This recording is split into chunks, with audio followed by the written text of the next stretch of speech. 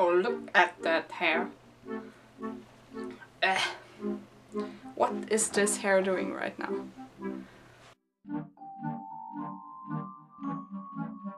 Okay, today let's talk about the most magic thing that I was ever occurring on YouTube. And that magic thing, let me grab it, is the Beauty Blender. Hey, let's see. I finally jumped on the boat. Since I have been starting doing makeup and watching crazy YouTube videos and all that stuff, Michelle Phan first started using these and then everyone else started using these. I think it's the same thing that it is with the iOS, EOS, correct me, lip balms. The Beauty Blender seems to be the most magic thing that every YouTuber should have to achieve flawless, radiant looking skin.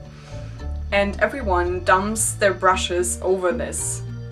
And a long time I was thinking, man, it's a sponge. What is the difference between, let's say, a regular latex sponge? Let me grab one of these two. What is the difference between a regular latex sponge and the well-known Beauty Blender? Now mine is dirty, so please excuse it. And then I got a gift card for Douglas, which is our Sephora here in Germany, and I just stood by the Beauty Blender thing where they sell it, basically, and I was looking at those sponges and I thought, you wouldn't buy it yourself, but you have a gift card, so why wouldn't you buy it and try it out and see if it's as magical as everyone says? So I did that, and now we are going to talk about if it's worth it. So right here in Germany, the Beauty Blender costs $20, I believe, or 21, something in that direction. It's very expensive for a sponge. Comparing to these, where you get 50 of these for like €5 on Amazon or eBay or wherever you buy these. And I have a lot of them because I love to use latex. Now the difference you can feel right away when you touch them. The Beauty Blender is just all squishy and just has a different feel to it than the normal sponges do. Like, they feel different in texture. And if you look at the pores, I'm trying to get you a little bit close up with the Beauty Blender. If you look at the pores, they also look very different than a normal sponge would. So the texture of that normal sponge is just much finer actually than the Beauty Blender.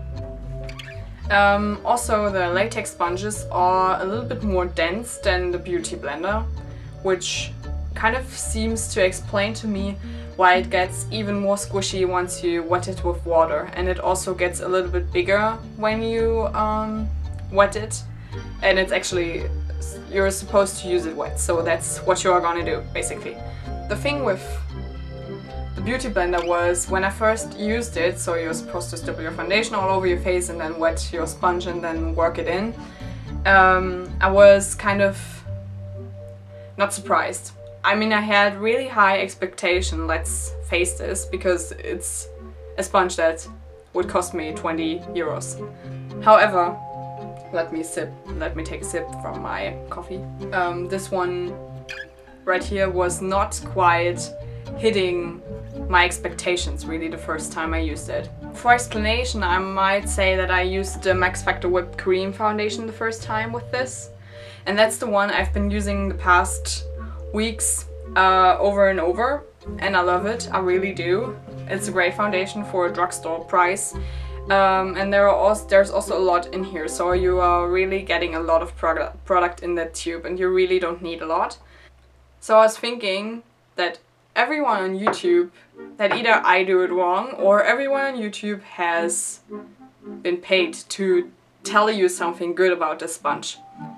But then I watched some tutorials and figured if I did something wrong, and turned out that I squeezed too much of the water out basically, so it got too dry to really work with it. I mean, I have to say that the first time using this, I already noticed that you couldn't see the foundation on the skin whatsoever. It was really nice and natural, really worked in, but it wasn't but I wasn't completely into the way that it made the foundation look on my face. You could still see I have a lot of hair basically around this area right here, or where it gets closer to the hairline, and you could see the foundation there. And usually when I work my foundation in with my buffer brush or anything like this, I never have this problem. Also with this, not with this foundation and not with any other foundation. So it was a problem that I definitely thought was down to the Beauty Blender, which it was in the end, but it was my fault. So I tried it again, left it a little bit more wet than the last time, and it worked perfectly. And then I tried it with my concealer. I tried it with everything and my concealer. I've used a Pro Longwear, which this is an empty one. I have a new one already. But I used this for under my eyes, around my nose, everywhere. And I also used it with the Studio Finish. And I didn't have a problem again whatsoever. So my skin looks really natural. Let me come closer. I mean, I already have this makeup on for a little bit. And my glasses look. And I don't know if you can see, but you can see the foundation really. And that's what I think is awesome about this beauty blender. I love it. I mean, I can't really compare it to any cheaper beauty eggs, as you can also call them, but the beauty blender itself really revolutionized? Let's say it took my makeup skills or my foundation, let's say my foundation game to a higher level.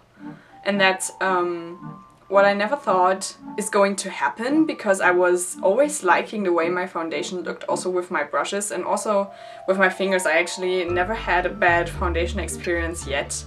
I figured that I haven't had any problems, but since I am using this, I know what I've missed and I know why everyone's hyping the beauty blender. Seriously, because you can't see the foundation. It's like the perfect blur for your fine lines, for your pores, for working the foundation really into the skin, and also the concealer. And in the end, I have to say that probably I would buy it again, but I would wait until I'd have a gift card again. So I wouldn't buy it for my own money, simply because I'm too likely to save my money for other expensive makeup things, if that makes sense. Because, for example, my favorite foundation by MAC, the Pro Longwear, is very expensive. The Face and Body is expensive and still an awesome foundation. And I've been using it every single day in summer and winter and just all the time. If you want to hear more about my love and my confession to Face and Body, you can watch my school makeup video, but I don't think that's necessary really. It's to be said that my favorite foundations and concealers are by MAC, and simply MAC makeup is so expensive that I would rather go buy the foundation or the concealer than buying the beauty blender again. So I just think, I mean, I don't know what material that is and if it's really so expensive or if it's just marketing, I don't know. But let's say if I had a gift card again, I would buy it again. I think it's kind of worth the money, but kind of not. It works fine. But I just simply think that these sponges are not too bad as well. You can still also get a natural nice finish with these, and they are completely underrated. If you want to spend $20 or 20 euros on the perfect foundation blending product, then that's completely up to you. And if you decide for yourself that you would go out and buy it, then you will definitely not regret it. Let me tell you that. It's a really, seriously, that's my final quote for this video. So if you liked it and if you want to have more of these kind of review videos, please leave me a comment or a like or whatever, and you will get them. And for everyone who wants to know, on my lips is More Purple today by MAC, and it's a really nice dark purple-ish lipstick. Let me close up this video for you guys, and I hope you enjoyed it, and I will see you guys soon.